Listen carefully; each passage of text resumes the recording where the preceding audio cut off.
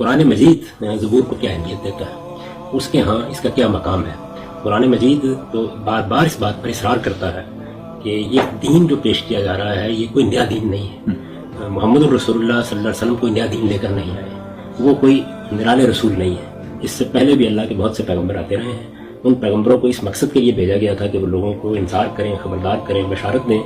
سیدنا مسیح بھی اسی لیے آئے تھے، سیدنا موسیٰ علیہ السلام بھی اسی لیے آئے تھے، ابراہیم علیہ السلام نے اس کی ابتدا کی تھی۔ یہ ایک ہی خانوادہ ہے، ایک ہی روایت ہے، ایک ہی ملت ہے جس سے یہ متعلق ہے۔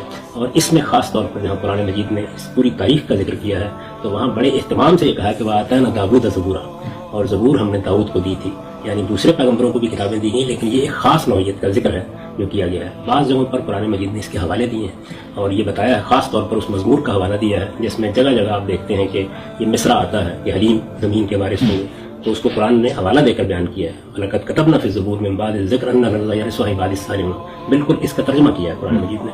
تو اس وجہ سے جب لوگ وہاں پہنچتے ہیں تو اس کو بیان کرتے ہیں۔